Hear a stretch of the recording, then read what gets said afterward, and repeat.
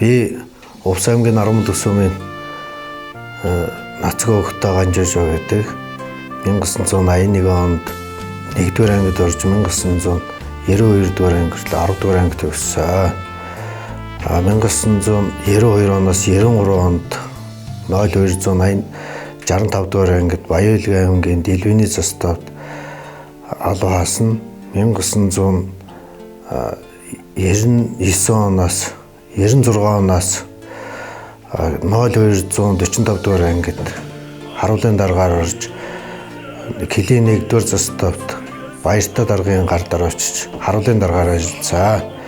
1998 онд Тус Асхтын заставд очиж 1999 онд Баян-Илгийн аймгийн Цагаан нуурын заставд 2-р заставд очиж харуулын даргаар ажиллаад 2001 онд Килийн 0285 дугаар ангийн Боон дотор очиж шалгагч харуулын даргаар ажиллаж тэгвэр Килийн салбаруудаар анги застав харуулын даргаар ажиллаж байгаад 2002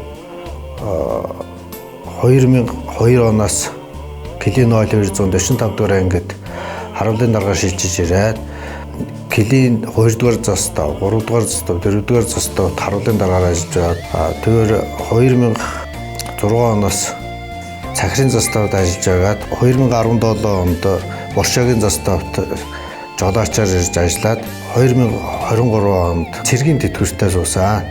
Яг хугацаанд дарга цэрэгнэрийнхээ урьгийг сайн биелүүлж байгаад Килийн 5-р заставдаар ажиллаж байсан мөнгөн баган дарга, алтан гэрэл даргын гардар урьг өсдгсөн. Одоо тэг 204-р салбар дээр УАЗ 469 машин 5 жил урьг өсдгээд цэргийн тэтгэвртэй суусмаа. Энэ хугацаанаас хойш хувийнхаа бизнес, буян ажил төрөлхийгээд өдөө зэрэгтэй амьдарч явж байна. Нийт ахвд хэлцтэй төвхт манай 0245 дугаар ангийн 50 жилийн нойн баярлуулах гэж байна. Болон ахвд хэлцтэй эрүүл энх сайн сайхан бүхнийг хүсэн ирээё.